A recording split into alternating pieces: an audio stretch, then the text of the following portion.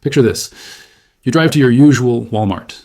The parking lot is half empty, the doors are locked, and through the glass you see food shelves stripped bare, like a storm hit only inside the store. Then you start hearing it's not just this one place. Quiet closures, strange out-of-stock signs, no clear answers.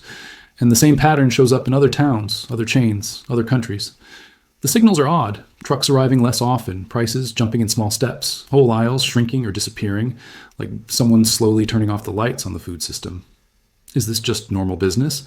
Or the first warning that the way we get food is changing in a deeper, more dangerous way? If you want to understand what's really hiding behind Walmart closed and empty shelves, stay with me until the end of this video. Hit subscribe, like this video to support the channel, and tell me in the comments where you are watching from, your city and country, because the story you are about to hear may be closer to your home than you think. The story starts with one store, a Walmart in a normal American town that suddenly goes dark. No warning, no long countdown, just locked doors, dark windows, and a short printed note saying the store is closed. Through the glass, shoppers see rows of shelves in the food section, stripped almost clean, as if a storm had passed through the aisles instead of the sky. On its own, one closed store could be written off as bad sales, a lease issue, or repairs. Walmart closes locations every year for many reasons. But the empty food shelves are the irregularity, the red flag. When a retailer known for constant restocking has almost no food left on display at the moment of closure, it suggests stress in the system, not just a quiet business decision. In the 2008 crisis, we saw something similar, but in banks, not grocery aisles. Branches that seemed fine one week suddenly shut or merged after liquidity had already disappeared behind the scenes. What the public saw was the locked door. What they missed was the slow drain that came before it. So the first question appears, did demand spike? Did supply fail? Or did management see something worrying in the data and decide to pull back? This store becomes a kind of crime scene, like the first cracked tile in a long hallway, hinting that pressure may be building underneath the whole floor. And if this is not just one town's problem, the pattern will not stay hidden for long. To understand why a Walmart ends up closed with no food on the shelves, we follow the trail of goods. Food does not just appear in a store. It moves like a long train. Farms, processors, warehouses, trucks, then aisles. If one wagon in that train slows or breaks, the whole line feels it. So we look at signals.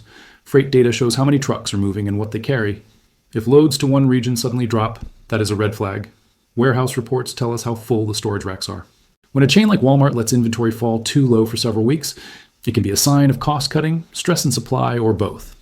In 2020, during the early pandemic rush, we saw this pattern clearly.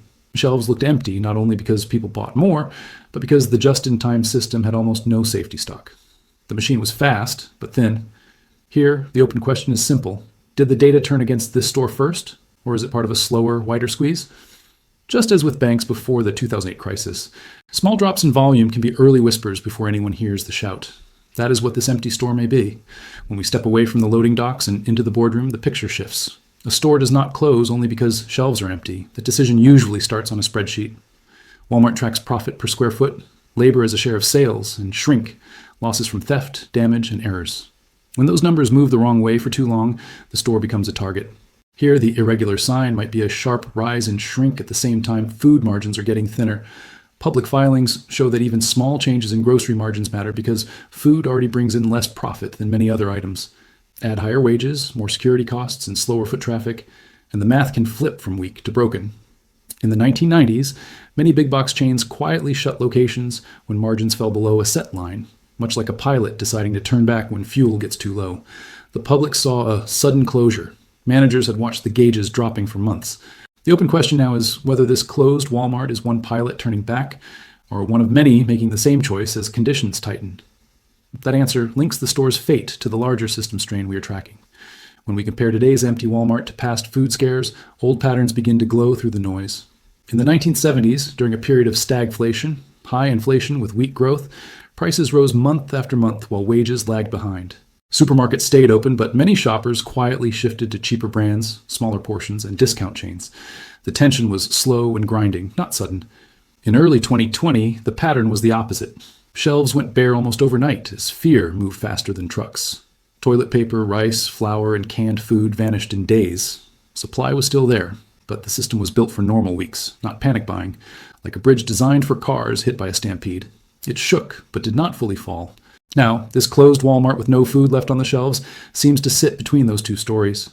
There is the slow squeeze of higher costs and weaker margins, and the fast snap of customers rushing to clear aisles once closure rumors spread. The irregular sign is timing. Why are shelves empty at the exact moment the doors shut? Was this simply clearance, or did a wave of fear-driven buying hit first? That unanswered question ties the store S final days to the larger stress building across the retail food system. Modern stores don't stock food like they used to. Most run on a just-in-time system. Goods arrive just before they're needed, not weeks in advance. This saves money and space, but leaves little room for surprise. It's like building a house with no spare bricks. When one delivery is late, the wall stops. Now add panic. If news spreads that a Walmart is closing, some shoppers rush in to buy what DSS left at lower prices, or simply because they fear future shortages. Algorithms managing inventory can't always tell the difference between normal demand and a fear spike. So they may delay restocking, thinking sales are slowing, when in fact the shelves are being cleared fast. This creates a loop. Empty shelves cause more people to buy quickly, which empties shelves further. In 2020, we saw this across the US, not from lack of food, but from broken timing. Today, the red flag is how fast this store emptied. Was it planned clearance, or did the algorithm miss the signal until it was too late? If this pattern repeats in other locations, it means the system isn't enough to just thin. It is blind to sudden shifts in human behavior, and that makes every store more fragile than it looks. When fear hits store aisles, it does not stop at the door. It moves into markets too. Traders watch headlines like Walmart closed and empty shelves, the way weather pilots watch storm maps. Some sell retail stocks. Others quietly buy shares in food producers, trucking firms, and discount chains, expecting demand and prices to rise. After the 1973 oil shock, companies tied to energy and transport saw wild price swings. Some lost half their value, while others doubled as money rushed from fear to profit. Panic did not destroy wealth, it moved it, like water finding a lower level.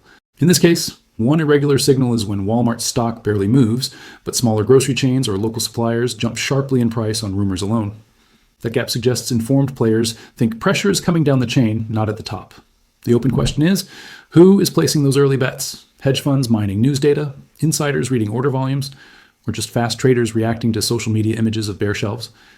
Just as the closed store showed stress in daily life, these price moves expose stress in the financial layer above it. Fear in one town can become profit or loss on screens around the world. When we put all the clues together, the picture is wider than one store with bare shelves. The closed Walmart is like a crack in a dam, showing pressure that has been building behind it for years. Just-in-time deliveries, thin profit margins, and heavy dependence on a few huge chains all line up as quiet fault lines in the food system. In the 1980s and 1990s, many small groceries closed as big box retailers grew. That made shopping cheaper for many families, but it also concentrated power.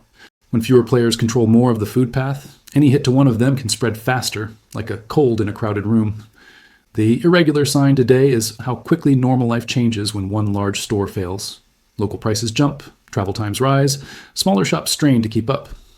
None of that shows on national charts right away. The open question is simple and serious.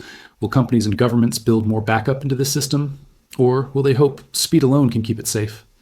Just as earlier signals hinted, the next wave of empty shelves may not need a global crisis. It may only need a few more breaks in an already thin chain.